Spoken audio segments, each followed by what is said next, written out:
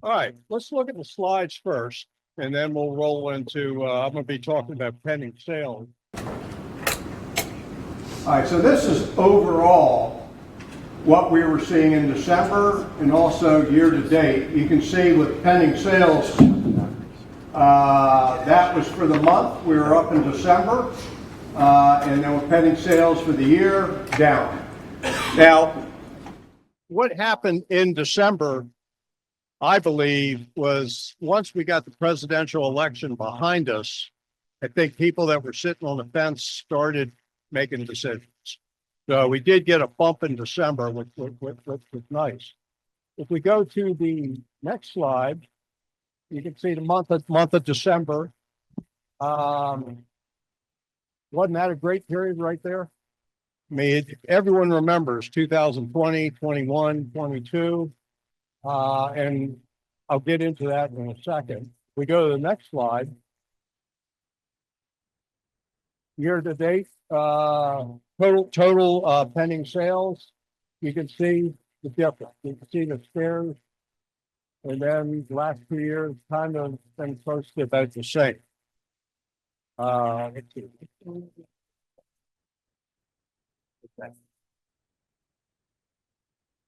All right, before we start talking about the numbers, I think it's really, really important to understand the year that we just went through. It was a year of unprecedented challenges. Now, normally in any year, there are always challenges. Usually it's a couple challenges. But in 2024, at the beginning of the year, the experts, including NAR Chief Economist, Dr. Lawrence Yun, were predicting that interest rates would go down into the fives by the end of the year. And that didn't happen. And why is that relevant? Because anyone that needed financing that didn't have to buy right away thought, I'll wait this out, wait till rates get down in more favorable territory. And that never happened. This year, we don't have that challenge. This year, it seems like all the experts are saying we're going to be in the sixes somewhere. Second thing that happened was that the real estate market around the country was relatively soft. Now, why is that important? Because that family up in Detroit, Michigan, that needs to sell their home before they can buy in Southwest Florida, if it's slow in their market, then that delays them buying down here if they have to sell their home to buy the next home. So that was a factor. The third factor was it was a year, and we could all agree on this one, of unprecedented changes in our industry. It wasn't just the realtors having to learn new skills, new forms, etc. It was also the consumer getting used to the new way of doing business. Next one, we had the presidential election. Now, this was an election where the media led us to believe that it was a nail biter. It could go either way. So everyone was kind of wondering what direction it was going to go in. And so we did get that behind us, but it was one more reason why people decided to sit on the fence and wait to see what happens. The election was in November. So a lot of people sat the whole year waiting to see what would happen. Right on top of that, we had three hurricanes that hit the state of Florida. All three of them went up the west coast of Florida. Now, even though we didn't take a direct hit, it still was a factor, particularly in October. I mean, I think when you looked at the October numbers, you realize that two hurricanes within 10 days of each other, it's not just when a hurricane's off your shore, it's also the week before preparing for it, and the week after, for some, waiting for power to be restored. And then we did have some areas that went through some flooding. So then you throw on top of that homeowners insurance and the affordability of it. So this was a year where we had 6 or 7 challenges that we had to overcome. And despite all those challenges, we have some pretty strong numbers to report. And in light of all those challenges, I think it's remarkable what we were able to accomplish. If we look at pending sales, and I know a lot of us tend to look back at 2019, as the last normal year before the pandemic hit. In 2019, we had 10,345 pending sales, 10,345 in 2019. In 2024, we had 10,009, only off 2% from what we saw in 2019. You could say, well, we're back to normal, but it doesn't feel it. I mean, if you asked everybody, well, do you feel like it's back to normal? No. Part of the reason why it doesn't feel like we're back to normal is we remember what we did in 2020, 2021, and 2022. Those were elevated years. It's not the first time that's happened. For the old timers in this room, we had the same thing happen in 2004 and 2005, as well as 2014 and 2015. So you go through these periods where all of a sudden sales really take off, and then things quiet down. And when things quiet down, you feel like, wow, business is really off. That's because we remember those elevated years. In looking at the pending sales overall, we were off roughly just over 7% 2024 compared to 2023. For the year, we had 5,196 single-family pending sales, off 7% from the previous year. And then we also had 4,894 condo pending sales. And that was off 8.6%. The December pending sales kind of told a story, and we talked about that previously, that we got that little bump after the presidential election. So that certainly was helpful. The December single-family pending sales were up 15.2% from the year before, December of 2023. And the condo sales were about the same number. We did 287 in 2023, December, and we did 285 in December of 2024. I did a couple things trying to figure out what's normal and what's not normal. I broke each year down from 2019 all the way up to 2024 as far as the number of sales we did in the first half of the year versus the number of sales we did in the second half of the year. And it told an interesting story. If we look at the first half of the year, the first 6 months of 2024, our sales were up 10.8% compared to the first half of 2019. So we were up compared to 2019 for the first half. However, if we looked at the second half of the year and compared it to the second half of 2019, we were down over 18%. And I thought, well, maybe that's a fluke. Maybe that's the hurricanes. So then I went back to the previous year, 2023. We were off again.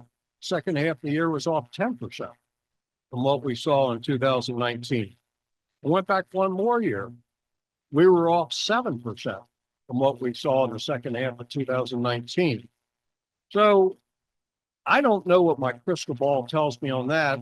I think one of the things that I take away with that is that maybe the consumer is getting a little more wary to buy in at the height of hurricane season. That might be an issue. Don't know.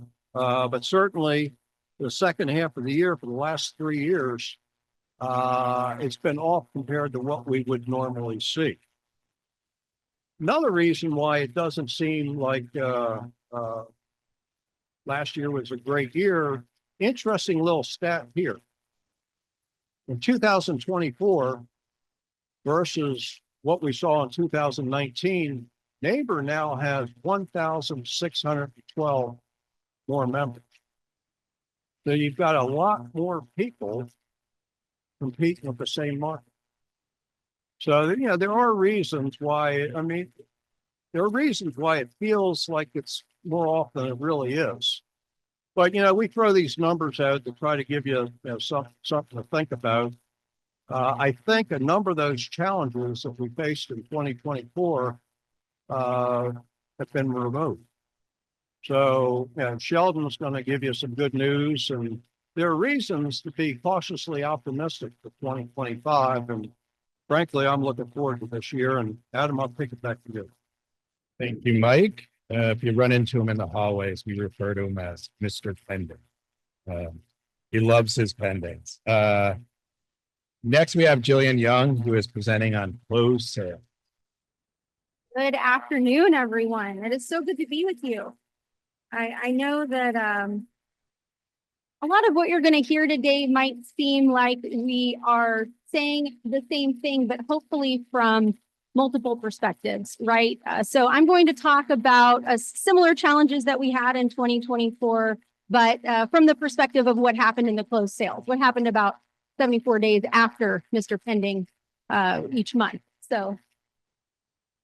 So when they asked me to speak about closed sales, I felt a little bit like a 3rd Street South restaurant host who has to tell you that there's a 45-minute wait on a Saturday night. But what some people don't understand, and it's really disappointing unless you know that that's actually not a bad wait comparatively. It's lower than average and the food is worth the wait. So I hope that at the conclusion of what I have to say about closed sales and the end of this conference, you can have a little more encouragement. So when we look at the 2024 closed sales in isolation, we might feel a bit concerned. We closed 7,966 closed sales in 2024, down from our extraordinary pandemic peak. All right, so as I said, 7,966 total is where we landed in 2024. It's down from our 15,458 in the pandemic peak. Some might even call this troubling, right? To see the downward trend. But what if I propose that what we're facing is not a dramatic problem at all, similar to what Mike just argued?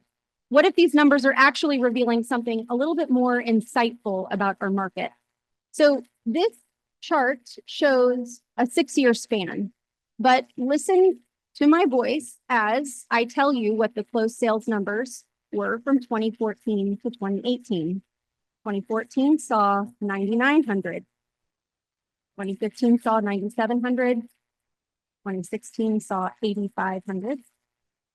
2017 saw 8,800. 2018 saw 9,700. And as you can see, we go to 10,000, 12,000, 15,000, 10, 8,600. We end almost at 8,000. You see a pattern. The current figure of closings isn't necessarily an anomaly that we need to panic over. It's not far from what we experienced in 2016 and 2017 when we saw the 8,500 and the 8,800. Remember, 2015 and 16 were really recovery years, as Mike mentioned, from significant economic events, much like we're recovering from pandemic extremes. And of course, markets naturally cycle. And what we're witnessing today is a return to historical patterns that Naples is comfortable with after the unprecedented pandemic surge.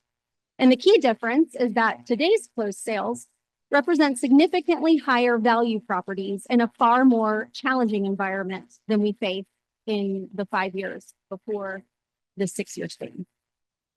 So if you look closely at the blue, yellow, and red bars showing our overall single family and condo sales, in 24 single family homes made up 4,056 of our closings, while condos contributed to 3,900.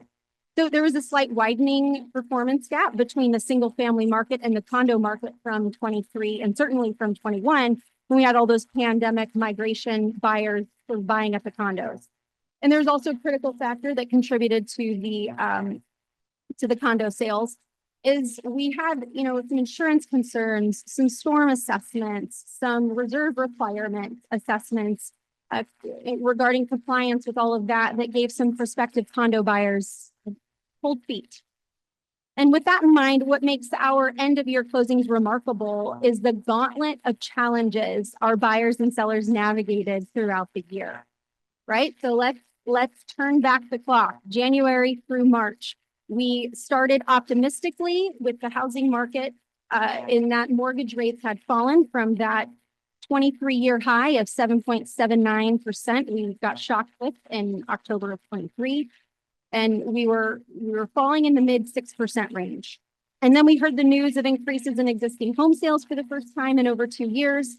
And despite the initial optimism, though, some of those rate fluctuations that we saw created a bit of uncertainty. And of course, as we all know, we were shook in March by the settlement announcement and all of the national news surrounding that. And yet we still closed in March 893 transactions, which was great. April through June, as mortgage rates topped 7%, buyers pulled back a bit more during what we expected to be a busier season. Yet April did bring a significant milestone. For the first time since June of 21, monthly closed sales exceeded the previous year with 999 closings. You guys couldn't have done just one more to make it 1,000. Meanwhile, we saw some international buyers, I think particularly from Canada this last year.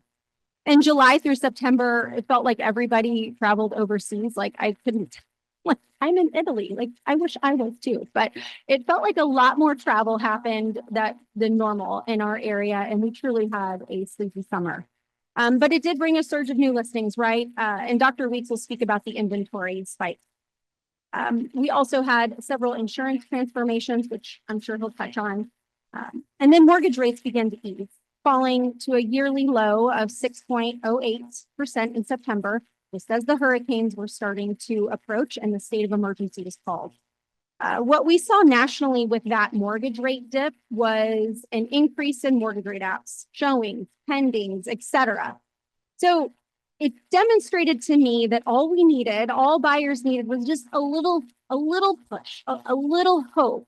And we saw that pent-up demand explode. Unfortunately, for our area, we didn't get to receive the full benefit of that excitement that buyers were feeling because of the approaching hurricanes and subsequent, events that happened. So October through December, despite hurricanes, we're still dealing with that in October, and consumer confidence waning leading up to the election. Sales began to increase as buyers took advantage of lower rates and greater supply. So that was particularly notable given that in Florida, this is interesting, guys. So in Florida, 68.6% of mortgage holders have rates below 5%. That's a good stat for you. 68.6% of mortgage holders have rates below 5%. Now, the stats for the fourth quarter haven't come out yet, so that's Q3. So a lot of homeowners, we are, in the industry, if you read all those trade articles, they're calling it the great stay. They're a little more reluctant to give up that rate. But the real heroes of that story, despite all of the gauntlet of challenges, are the buyers who navigated changing industry practices, hurricane warnings, election uncertainty, insurance concerns, and fluctuating interest rates. Yet they still chose Naples. It's amazing. And also the heroes of the story are you, the professionals who orchestrated these successes despite unprecedented challenges. So many of you were weary despite because of all of the economic and circumstances surrounding the sales, and they were much more difficult to get through the finish line. And yet, I think I agree with Mike. The numbers are remarkable considering. Consider that every closed sale in 24 represents a buyer who likely began their search 74 days earlier. So December's closings began in September during the hurricane season and the pre-election anxiety. October's closings started in July when mortgage rates peaked. And the final slide here reveals something remarkable about our evolving market. While mid-range sales decreased with the 300 to 500K segment down 17%, look at what happened at the extremes. The entry-level market, which is 0 to 300, showed a bit of resilience with a 1.5% increase. But the most telling is the luxury market, over 2 million, jumping by 13%. This isn't random. Budge noted in one of our committee meetings that this indicates a transformation of our market identity. And he'll cover that more in depth coming up. Also note the geographic variations at the bottom of the slide. At the bottom of your market report. Basically, Everglades City saw an 18% increase in closed sales. So It's a good year to be a realtor in Everglades City. Yet, a lot of the East Naples and Naples markets did see that decline with the 34117 East Naples estates area experiencing an 18% decline. So it proves that Naples isn't just one market, right? It's a bunch of micro markets that you have to be an expert in, neighborhood wise, zip code wise, all of that. They each tell their own story. So to end here, the encouraging news is that many people smarter than all of us combined are projecting a more active housing market in 25. Existing home sales are predicted to increase, albeit at a moderate pace, right? So we're not going to see this giant spike, but we're going to have a nice steady increase, hopefully. Mortgage rates will likely stay within the 6 to 7% range. So when you share these closed sales numbers with your clients, remember to tell the complete story. We are correcting. We are correcting. We are correcting. What are we doing? Correcting to where Naples has been comfortable historically. It's a proven part of our normal market cycle. So today's closings, the 7,966 represent substantially higher value properties than similar numbers, 10 years ago. And each closing happened despite challenges that didn't exist in previous cycles. So look for opportunity in those 31% of Florida mortgage holders with rates above 5%, especially in 20% of those are above 6%. They might be ready to make a move.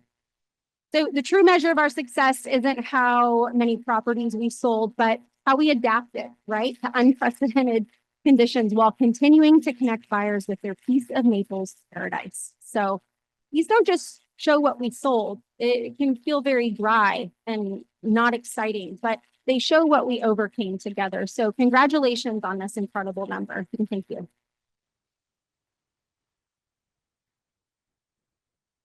Thank you, Jillian. Next up, we have Dr. Shelton Weeks. Dr. Shelton Weeks is a professor at is a Lucas Professor of Real Estate and director of the Lucas Institute for Real Estate Development and Finance at Florida Gulf Coast University. That's a lot. So welcome, Dr. Weeks. Thank you, and appreciate you keeping the short version of that. It's way too long in a hurry. Appreciate y'all having me here today, and I love the fact that I'm giving the topic of inventory. Summarize it pretty easily. We've got a little bit more for y'all to sell than we had this time last year. But sticking with sort of the theme of looking at things, I don't think that's necessarily a bad thing. We try to put where the market is today in historical perspective. Again, I think that gets us to a much better picture. So when we look at where we ended the year 2024 compared to where we had been previously, sure, we've got a little bit more inventory than what's shown in the slide here. But when you think about it, the market's grown since then, and the difference is really nominal. So this is not an unusual amount of inventory.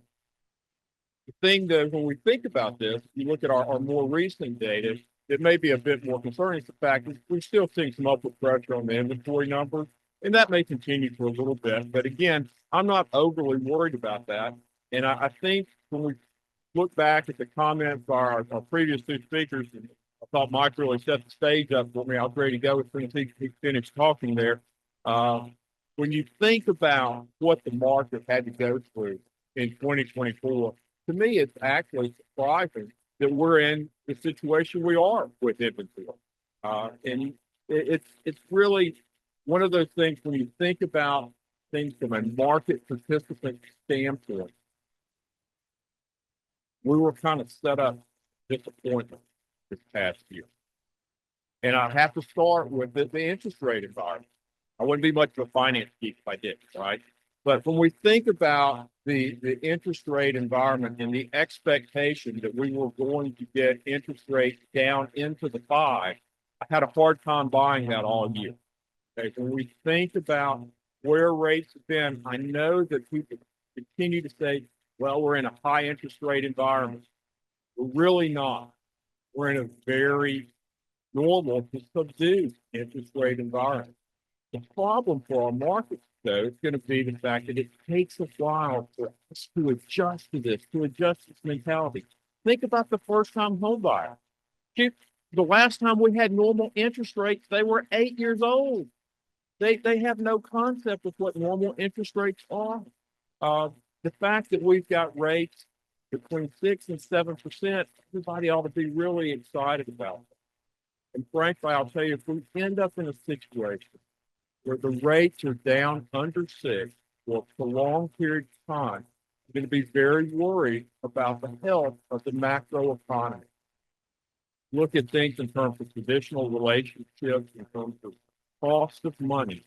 We really shouldn't hope to see those rates get under 6%. I think that would be the type of outcome we only get if we run into some major bumps in the road with the macro economy. So it's going to take time, though, for people to adjust and realize, hey, if I can get a 6.5%, 7% mortgage rate, that's a dang good deal, and I ought to go ahead and jump on it, especially if I found a home that works for me and my family. So hopefully, as time passes, more of your buyers will get to that point, and they'll see that maybe this cost is really not that big of an issue. The things, though, that I find more concerning and that I think really kind of were challenges for the market this past year, we've already touched on, was insurance in the storm. Sure, we missed storms very narrowly, okay? But for everybody here that was impacted by Ian, and my home, my family was impacted by Ian, that's still a pretty raw start. Okay, we all really remember that. And for folks that were in this market, there's a big pause that comes along with seeing 3 storms race up the west coast of Florida. For me, with the last 2, we had water in the street in front of my house. That made it very real. And I know that impacts the psychology of the market. So again, when you look at the numbers and where we are with inventory, it's a pretty good outcome. It could have been a lot worse because we're all still, I think, a little fragile after what happened in 2022 with Ian. Then the item that goes hand in hand with that, the insurance situation. And I think we're in as good of a situation as we could be with the insurance market in Florida. I think it's getting better. In fact, we're getting new entry into the market. That's a real positive. Hopefully, it'll become an increasingly competitive market as we move forward. But at the end of the day, when you think about the way the inventory situation looks and how that relates to cost, I want you to focus on this slide here. Okay, the cost of ownership has increased dramatically for properties in Florida.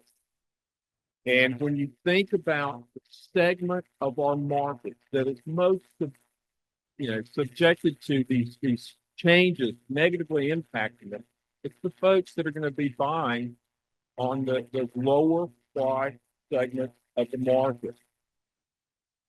Look at what's happened to inventory in those first 2 categories. Those are where our biggest jumps percentage-wise in inventory are. That shouldn't be surprising at all. Those are the folks where there's less ability to pay a higher level of whatever form of shelter they end up purchasing. They're budgetary constraints. So the increase in insurance hits them harder. Okay, the increase in maintenance costs hits them harder.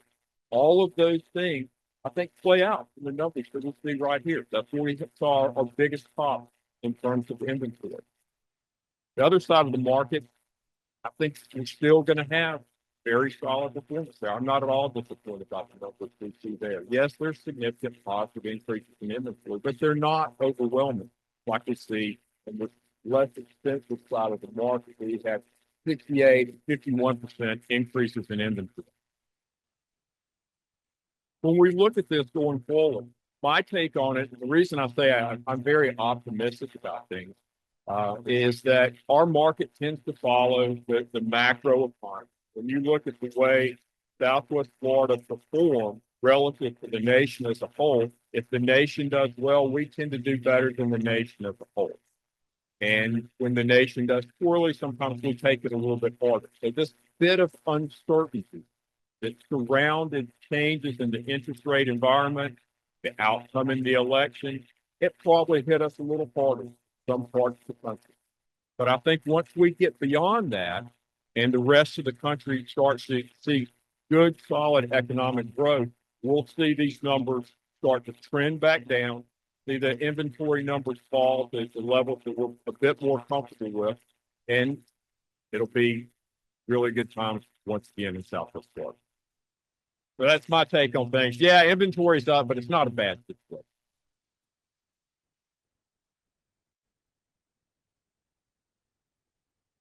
I think the interest rate point that he made is something that we really need to do a better job of educating our buyers on. I recall buying my first house in '99 at the mortgage rate was 8.5%. Very happy with that. And Mike goes back to the '80s. Was it 18%? Yeah. So thank you, Dr. Weeks. Our final speaker today, and then we're going to do some Q&A, is Budge Husky, who will be presenting on price and days on the market. Budge?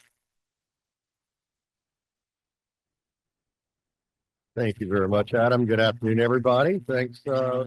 Listen, thanks for taking your time. You're here because you really want to be informed about the market. You do the best job for your customers, and it's recognized and appreciated.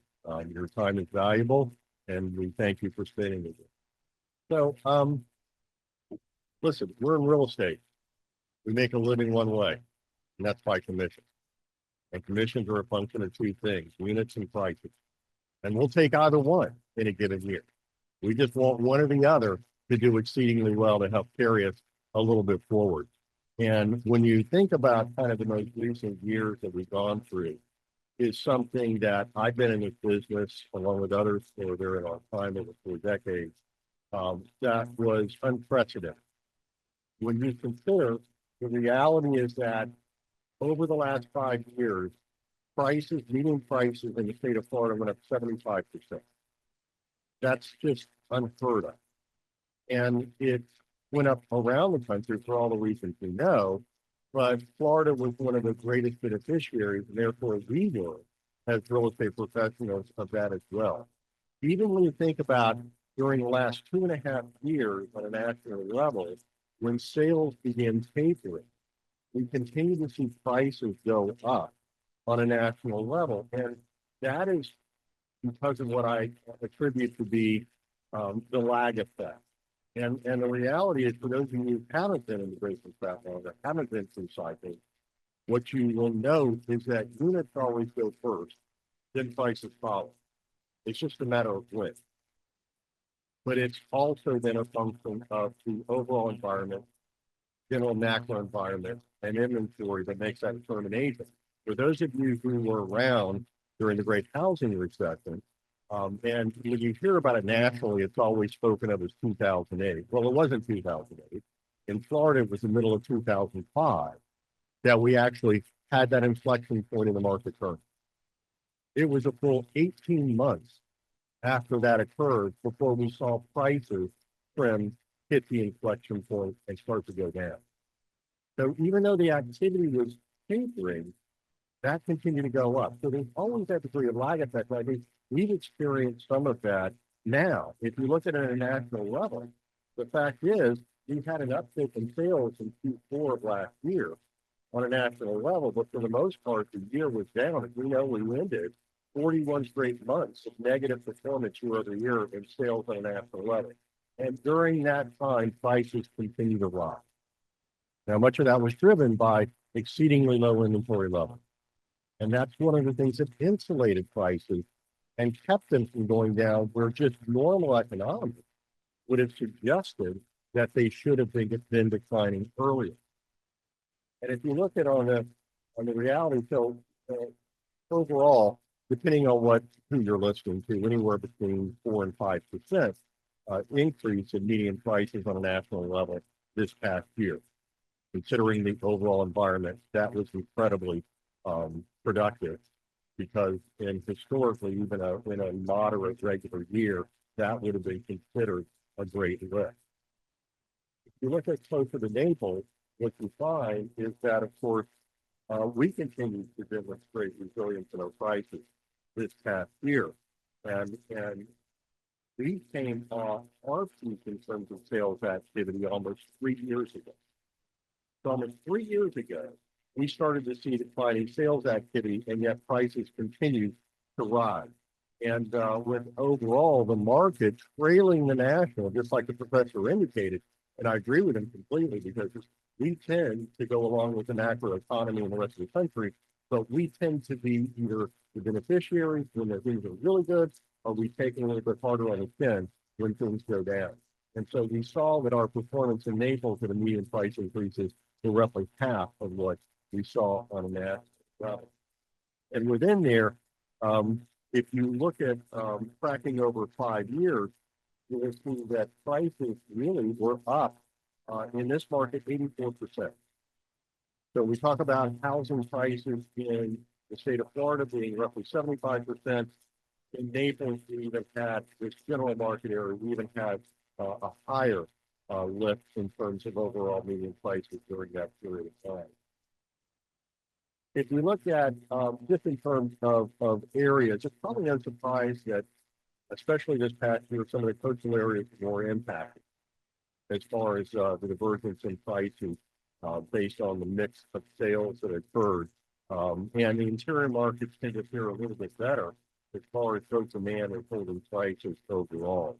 And if we break it down by price segment as well, what we're going to find is that the luxury sector performed exceedingly well. But I'm not suggesting it's so much that there was an organic appreciation in prices in that level of inventory. It was simply the mix of business, what was selling versus not. And prime properties that are in pristine conditions, that have been recently constructed, that have been improved to be hardy through the storm, they carried a premium. So they were the ones that were selling, and properties that weren't in great condition and weren't prepared were not selling. So it wasn't that overall the market lifted that much, it's just the properties that have these characteristics carry higher prices, and that's what was sold. If you look at sales, above 5 million, we're up 13%, while sales in the 300 to 500 range were down 17%. So, that's a huge, the numbers are a little bit off here for that comment.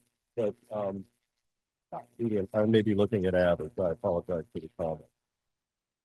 If you look at average price, you see that there's a significant difference between the median price and average price, with average prices coming in roughly 40% higher than the median price in the market. And that's one of the things that we're always constant debate about within this committee, about what do we focus on, median price or average price, because median price is statistically maybe a more accurate way to look at it, because it's throwing out the ultra high and the ultra low. But then when people read our reports and come here and say, what do you mean I can't buy that home for this price? Because the average price is exceedingly higher. And so it's a little bit of an artificial gauge. So the real question, I think, is all of our minds is what's next. And if you look at the national reports, the forecasts have been tempered a bit, but it suggested that prices should go up approximately 3% on a national level by NAR. That's blended various forecasts. That's kind of the area we're looking at. But you also have to keep in mind that inventory on national level is up about 15 to 16%, while inventory here is up over 35% year over year. So I think that the expectation that we have to have is that prices are going to be under more pressure here than they would be on a national level. And we're seeing that as far as the price decreases and the increase that we're finding, not only in terms of the general number, but the fact that there's things, the number of price increases coming earlier in the year. People trying to get ahead of something, the anticipation that prices may be ultimately declining, so they're trying to get ahead of the curve. And so, there's every expectation that at some point that it's going to be driven by market segment that will hit an inflection point. And we will probably see some degree of negative performance in different categories within the year unless demand increases beyond the level that it is now. If we look at days on market, and this is somewhat representative, although, as the professor indicated, when you look at inventory levels and compare it with historical, they're up considerably in relation to demand, but by historic levels, we're fine. We're absolutely what would be considered normal environment in terms of months of inventory and not incorporate, but months of inventory and total inventory counts. But the days on market is jumped up considerably, as we've seen here, gone up almost 40% to 75 days. That's approximately 3 times the amount that it was in 2022. And it remains below what we saw in 2020 at 91 days when the market was far more normal. So I'm not worried about, I think everybody recognizes that days on market is a little bit of an artificial stat, but that it's an indication that properties that we know we're getting an increased bifurcation in the inventory. You have properties that are going to be attractively priced and are going to sell, and they're going to skew the number one way, and homes that are not priced correctly, that are not in good condition, that are going to stay on the market longer, and they're going to skew it the other way. But overall, the 90 days is, or the 75 days that we have is a pretty good number, in my opinion. So we really look at, I think we're all kind of looking without a crystal ball at what's going to happen this year. We are much more balanced in terms of our position, but we probably, and for that reason, I think prices are going to be relatively stable overall. Those who suggest that there are forces that, because you've all read the Green to Boom articles where you have the pundits saying, well, prices are going to drop. It's going to be the next recession. They're going to be down 15, 20%. That's absolutely insane. It's never going to happen. We just can't expect to be carried by prices this year. Our success is going to have to come from getting a little more wind at our back and selling units. And if prices, in my opinion, if prices come down a little bit, for buyers to see value in order to generate those units, that's exactly where we need to go as a market. Thank you very much.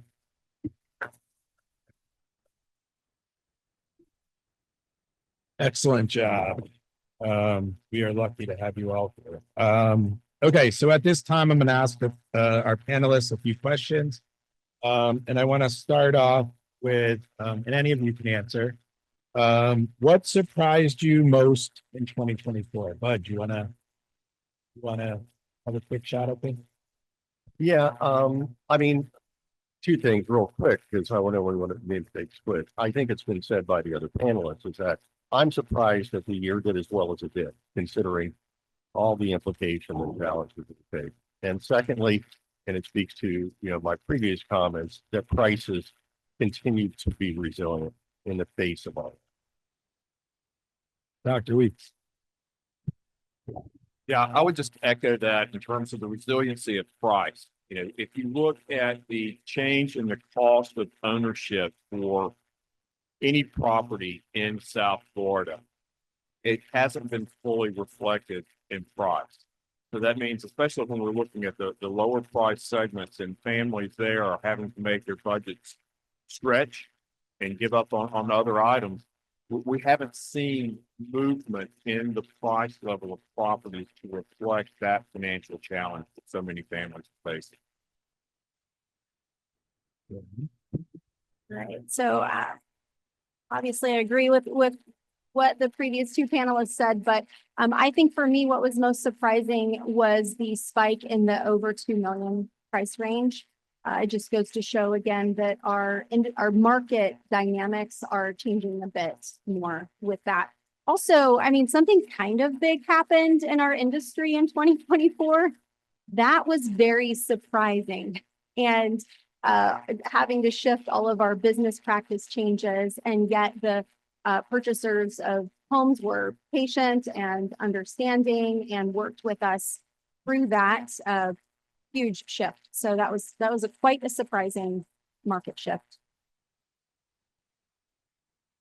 Yeah, I want to echo what Jillian said. I mean, you think back to 2020, March of 2020, none of us saw that pandemic coming.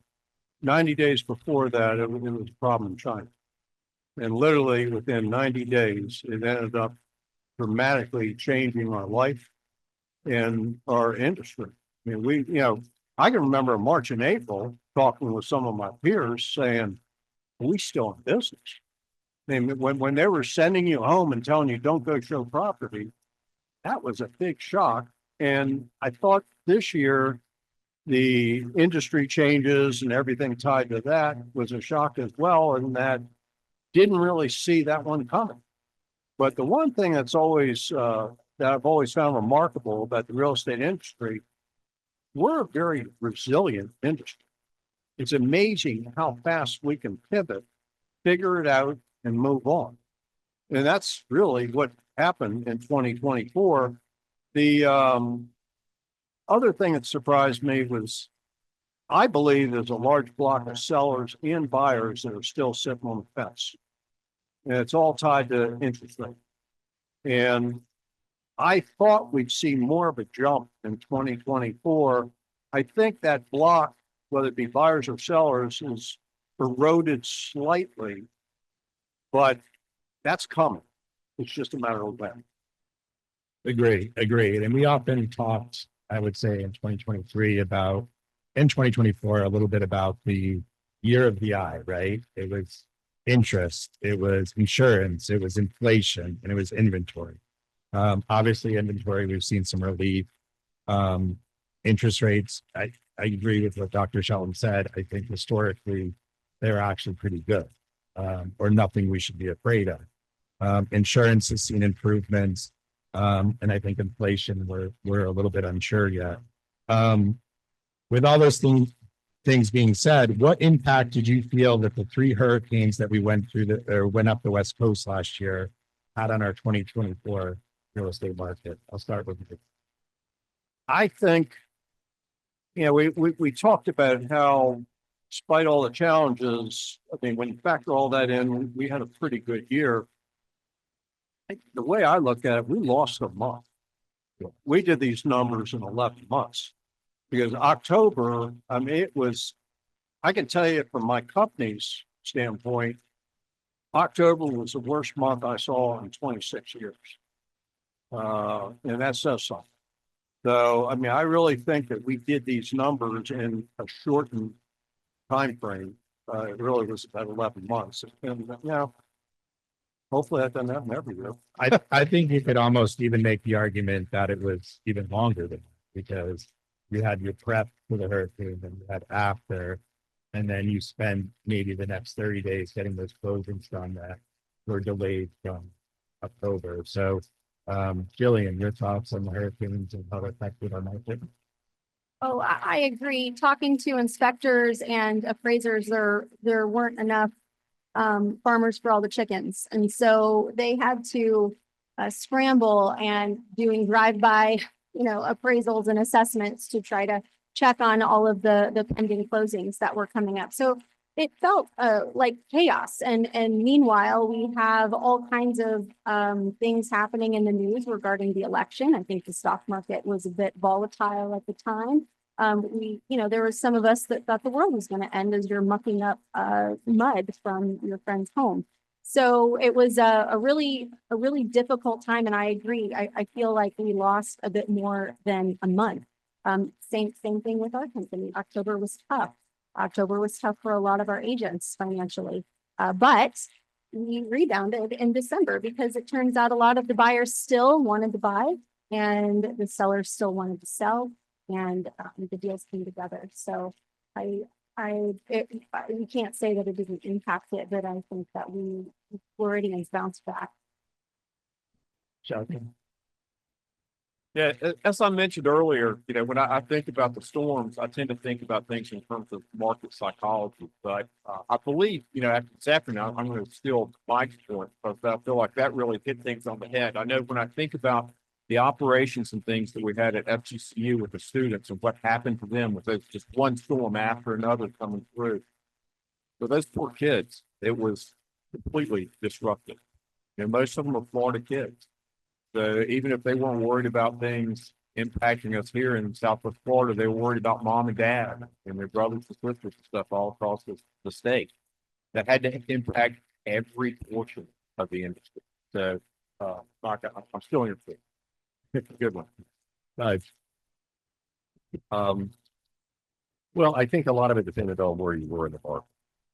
I mean, if you're a resident that was on the coast in the Bay areas that you saw significant flooding, and of course was identified by many, the back-to-back that we've had over the period of not much time, you've had some communities, some homes that flooded twice and three times within that. So in that particular case, those areas I think were far more impacted. Condominiums where you didn't have associations, areas that were repaired, elevators not functioning, all that. But this is where you move the quarter-mile inland, and you would never know that anything happened. And I think that's reflected in some of the numbers as far as the strength of one market versus another on a fairly temporary basis. But as Professor said, this is, we know the vast majority of buyers that are here don't have to buy here. Just like people don't have to sell. They're not being relocated because of business. They buy on sentiment. And in an environment that appears to be in a state of flux, they tend to wait and see what the impact is. And I think that was clearly reflected in the condo market this past year when people were assessing, well, what does this mean? What is it going to mean in terms of association fees and reserves and everything else it's going to take? And they just set it out. And the question is, how long is it going to take to work through that? Yeah, it's a perfect segue into my next question. We've seen significant investment by developers. We still have a fair amount of condominiums that were greatly affected from Ian. We've seen some bulk sales. Now we are faced with, the milestone inspection studies, the SIRS inspection reports. Where do you see the condo market and what are your concerns? I'll start with Budge. Well, as we've noted some in discussions in our committee, we are incredibly fortunate that on this side of the coast, we are not experiencing this problem to the degree that they are on the East Coast. And so, listen, we all are dealing with the uncertainty in terms of overall cost of ownership. And I don't think that is settled yet, which is another reason why it's going to be a bit of a hangover in the condo market, particularly along the coastal edge for quite some time. But we are in an infinitely much better place than the East Coast as far as the structural inspection goes. And to your point, this has accelerated what I think would have been a natural progression. It always does, that you have areas that are damaged and you hate it because what was there before is gone. People who have been residents for decades are now not in a position to retain ownership and they're forced to leave. And what it's replaced with is brand new construction at a significantly higher cost.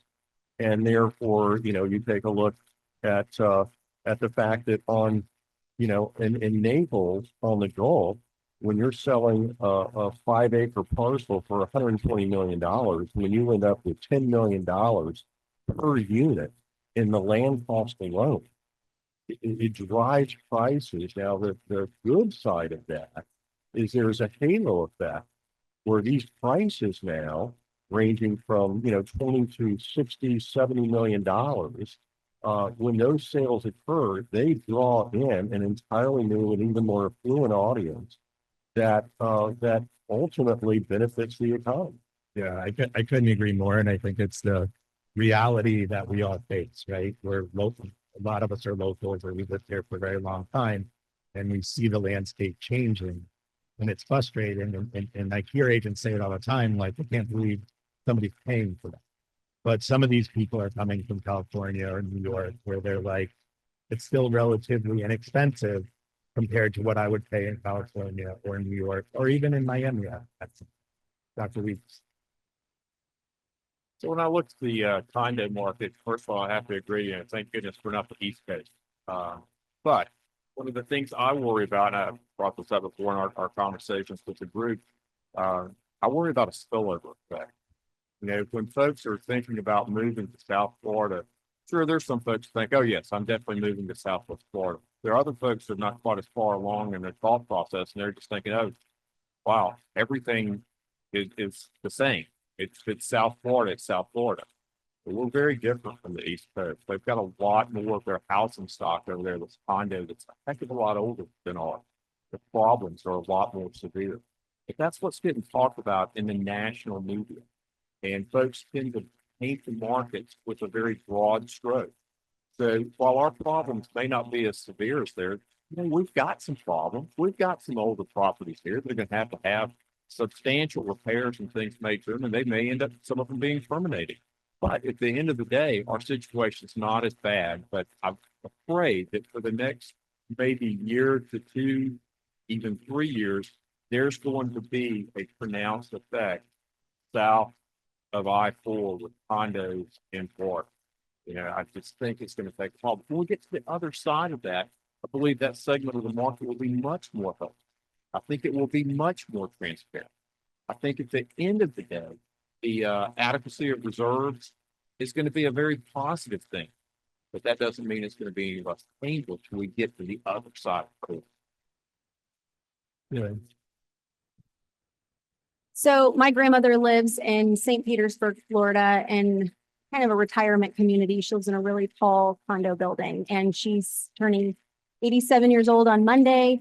And she received her condo HOA's reserve study assessment for $45,000. So she's obviously on a fixed income, teacher for over 40 years, and is really worried and thinking, how am I going to sell my condo to someone who would live here, maybe in the same economic situation as I am? So it yet to be seen what's going to happen with her. I'm not hearing anecdotally the same situation in the condos in our area. That's not to say that that's not happening, but it is something to think about and be aware of. And just as a point of information, Collier County government website does have a pretty good start on a list for some of those condo buildings that have completed some of those inspection reports that are publicly available. If you'd like to just see where everybody is, but I think our HOAs did a pretty good job of complying with the law and getting a lot of that done. You'll notice over the years that the $0 to $300,000 price range was much better than it is right now. During the pandemic, those were gobbled up. A lot of those were condominiums. And during the pandemic, a lot of people who could work remotely flocked here and said, hey, I'm just going to park it here for a little while. A great interest rate, buy up a condo, go to the beach every day. And now, maybe they want to offload that. And the prices increased. And so we saw almost no inventory under $300,000 for a while. And yet this last year, we saw an increase of 1.5%. So I think that has to do with the demand and desire for condos, but maybe now the cost to carry is just a bit higher than what was originally. Mr. Hughes. Well, yeah, I looked into our pending sales for condos, and interesting stat here in 2022, 50% of our pending sales were condos. In 2023, 49% of our sales were condos. In 2024, 49% of our sales were condos. So it's been pretty steady. It's almost like evenly split between condos and single family. Next year, I'm not expecting that same kind of split. I feel like it'll shift slightly.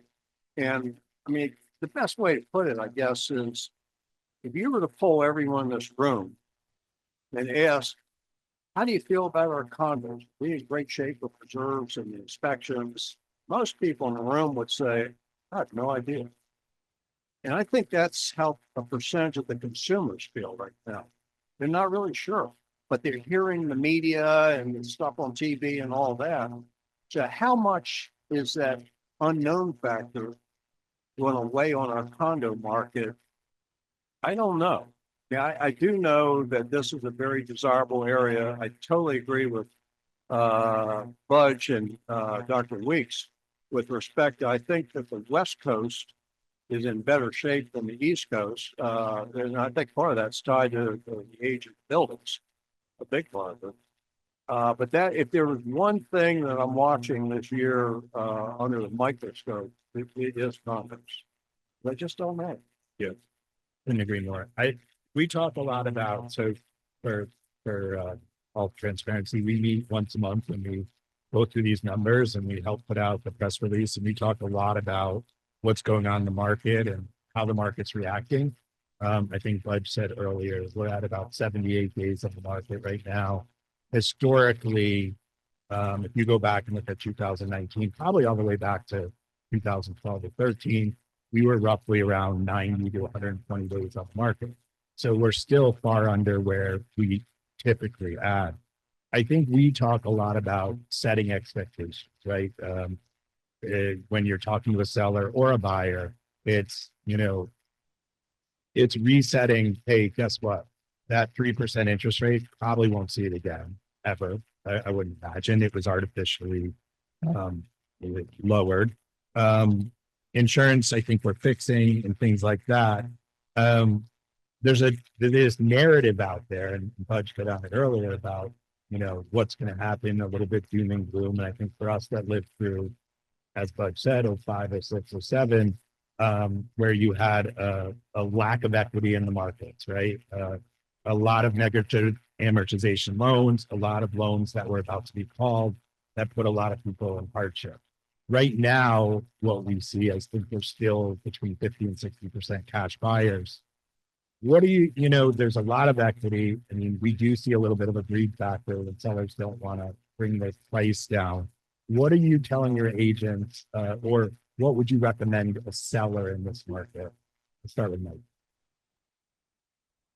Well, the one thing I've noticed the last couple of years, and I'm an old time, I hate to admit it, but if you went back 10 years ago, 15 years ago, those price changes, particularly the price decreases, largely happened at the end of season.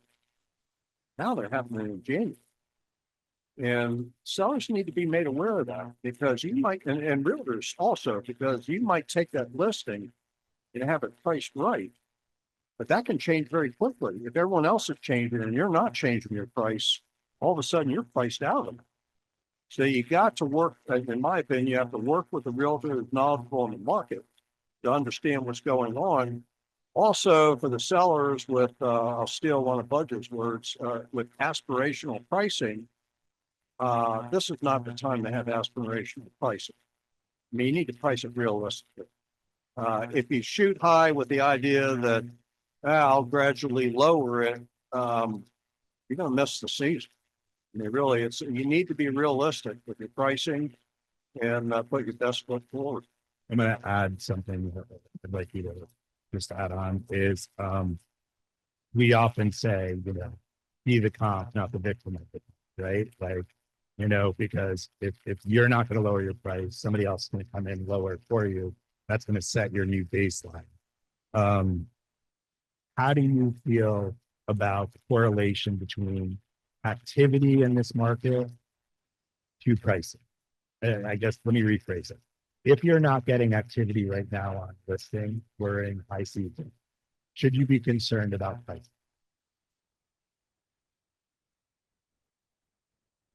I'll kick that to you, Gillian. All right. You can answer the first part of the question and then finish.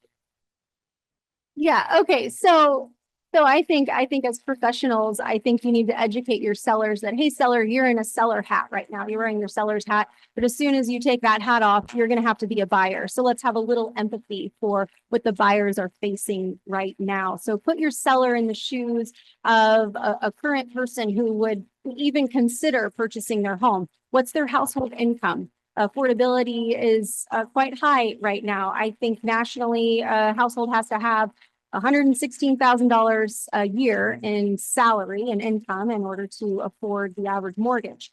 So put yourself in the shoes of a buyer And again, 68 point whatever percent of Florida home mortgage holders have below 5%. What's going to move the needle for them?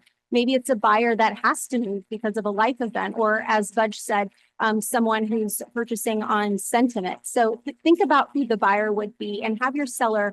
If you have a seller who wants to hold out and for an extra 5 or 10%, and they just will not move on that extra 5 or 10%, I think that's something you need to consider as a professional. Is this person realistic?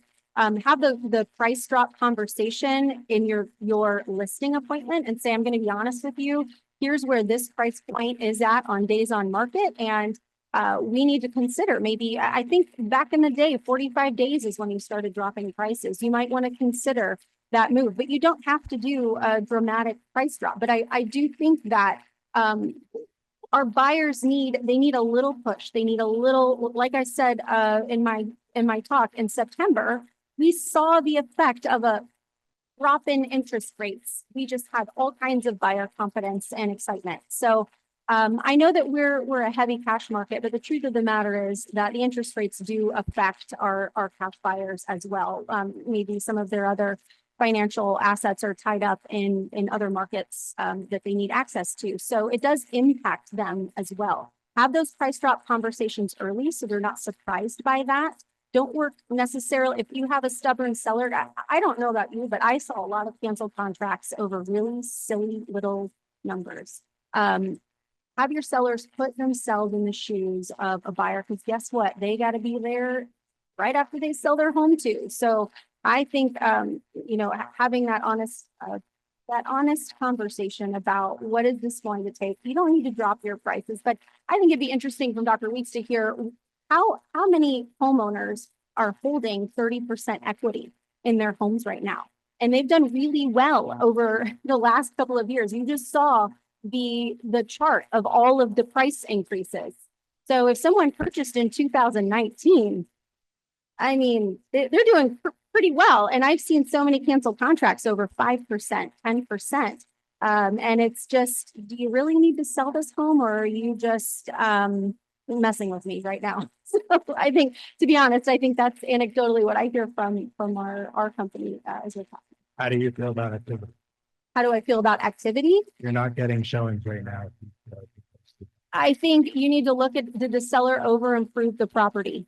Did they get a really great interest rate and they had a little extra money in their pocket to over improve the property? You might need to address that with them and say, I'm sorry that you got your Italian marble, but this is like way too much for what people need in this area or desire. So let's take a look at the property. Let's take a look at what the insurance cost is. Again, if there's any pending assessments, and just inform the seller. But yes, of course, if we drop the prices without interest rates moving dramatically, if we drop the price of the home, you're going to see a lot more interest.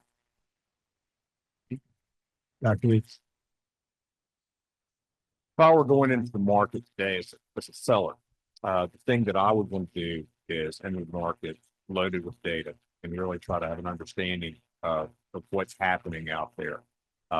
At the end of the day, of course, I'm an outlier, right? But I want to be very informed as to what's realistic. And I think the best thing that any seller could do is really have a firm grasp on what's out there in the market. What are real costs for your home? Where should you really expect us to sell? And I'll jump ahead. If you're not seeing the activity, it's time to look at your product. Yeah. Because there's a market clearing price for every asset on the planet, whether we're talking about commodities or something that's unique and specialized real estate. So I think you've got to be very price sensitive, especially in this market. And I think at the end of the day, if I were talking to a friend about selling a home, I would encourage them to think about it in terms of opportunity cost. Ours is a seasonal cost. If you don't get the thing sold now, you're looking at carry cost for the next year and the headache that goes along with that if you happen to be an absentee. So I would try to put it in that context and think about, okay, are we going to let this deal slip away because of 5%? When you think about your carry cost may represent all of it, or maybe at least 50% of the discount you're talking about. So I would just try to be very pragmatic and look at what the market is showing you in terms of current activity. Well, the professor is an outlier because he says he makes decisions based on data, which is unlike most sellers that we deal with. Listen, in our business, we manage egos and expectations. Every single one of these people, many of them ultra affluent, they understand the value of an asset. They understand the volatility and values of assets. You know, they could sell anything in the world and they would know exactly what it should be and they wouldn't bat an eye. If it's their home, all logic goes out the window. So, you know, I do think that we are in a period right now based on the fairly weak demand that we have at present, which is not meeting expectations coming into the year. That unless demand picks up fairly quickly, we are going to be shifting to a buyer's market. Get ahead of it. And we know that comps right now are not past sales. Comps today are your competing listings. And you really have to make sure they understand what they are competing against in the market. And for some, I agree with everybody else as far as the panelists on getting ahead and being fairly aggressive in terms of price reductions. But for others, if it's not that, they just take their home off the market. Maybe this isn't the year. Maybe you have the patience to wait another 2 or 3 years or whatever it is that we may have a very strong year in terms of sales. But let's face it, either get real or get out. You know, because if that happens and we actually had the true number of sellers on the market, inventory levels would probably be in half. Number of days on the market would be dropping rapidly and prices would hold. There's a perception that there's a lot of competition in the market when in reality there isn't. Yep. Couldn't say it better myself. I think you hit on some really good points. I think ultimately, to your point, aspirational sellers, there's two sides of our inventory, right? You have your aspirational sellers and you have the sellers that really want to sell. And I think everybody in this room knows that if it's priced right and it's aggressive, we're seeing activity and we're seeing quick activity. So I want to wrap this up, but I want each of you to go through your early thoughts of 2025. I know it's been an interesting couple months so far. I'll start with Budge. You know, I think Mike first mentioned it. I think we all are naturally optimistic, or else we wouldn't be in this business.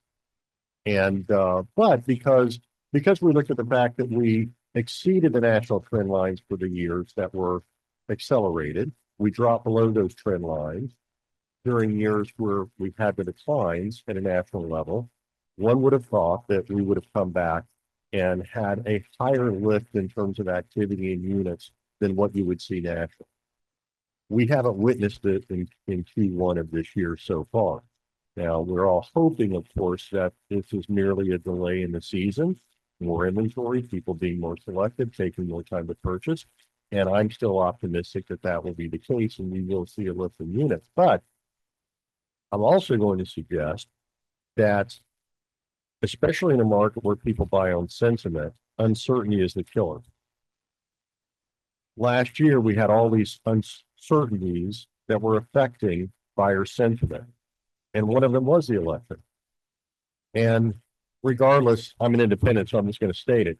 It doesn't matter what administration is in the White House.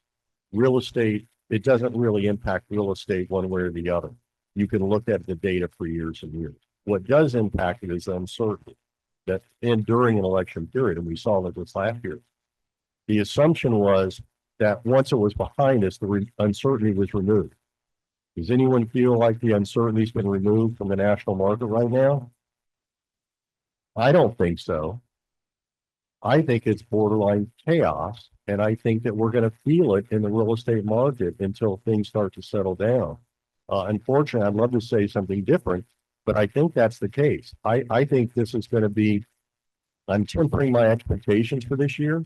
I think it still can be a very good year, but I think we're going to continue to deal with issues. I look forward to 2025. The main thing that goes through my mind for our market is that we're likely to continue to follow the historical trend where the performance in our market is driven by what happens across the country.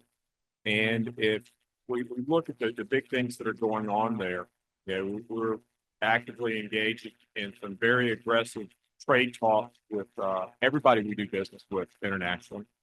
And the Fed continues to have its hands full with the inflation situation.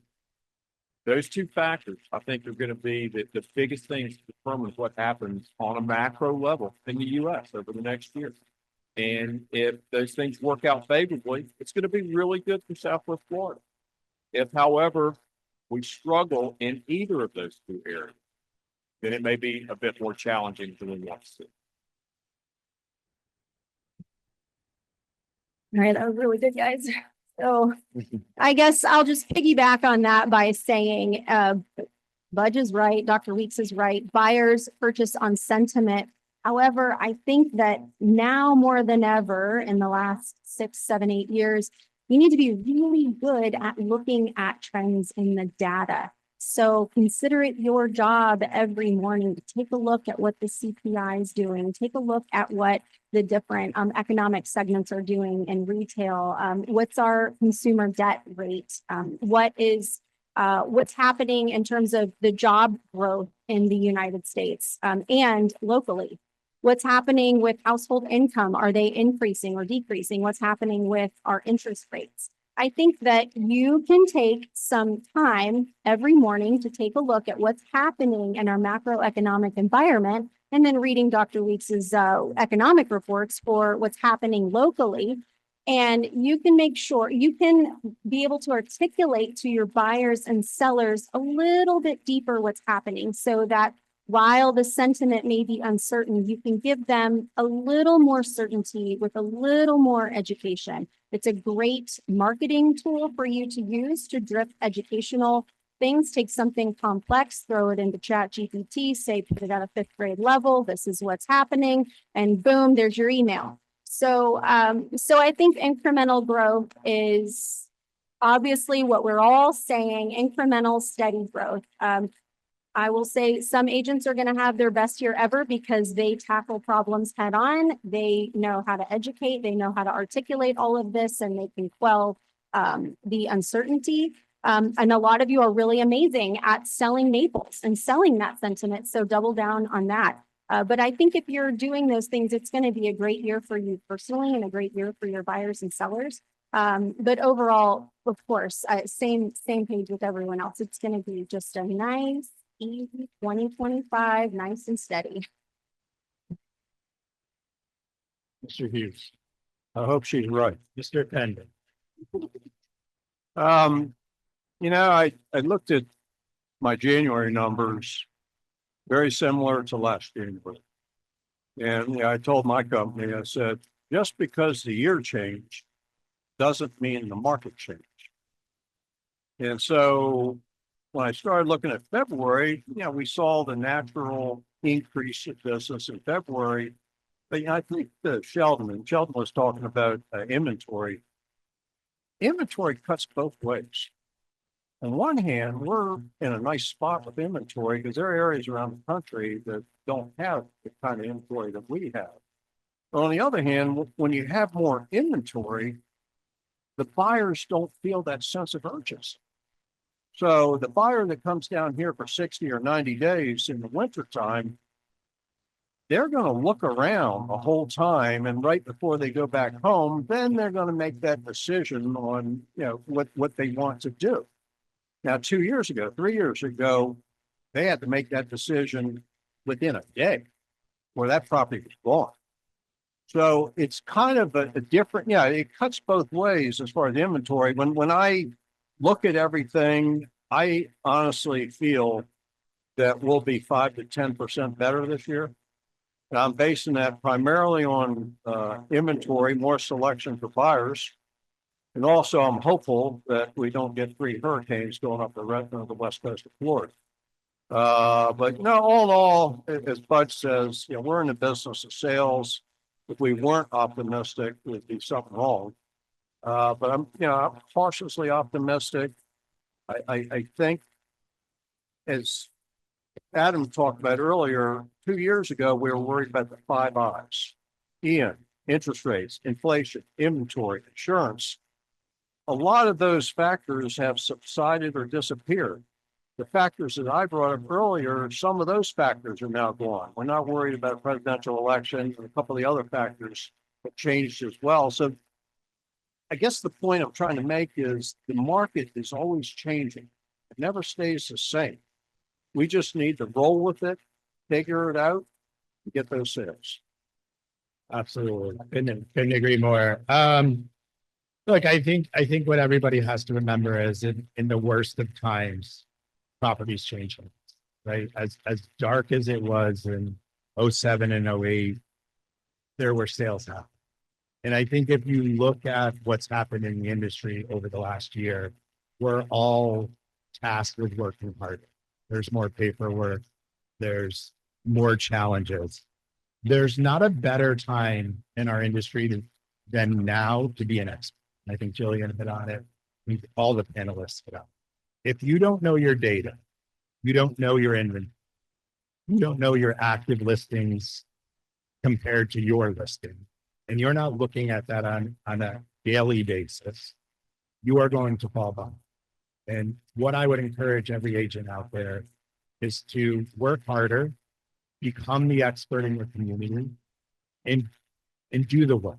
And if you do that, the cream will rise to the top and you'll be successful. I think a lot of agents that have been in the business for the last 5 to 7 years are challenged because they've never been through a downturn in the market or never seen a market slow like we've seen the last couple of years. I think everybody on this panel will tell you with that slowing down, there are new opportunities. And if you take it upon yourself to find those opportunities and do the work, you'll succeed.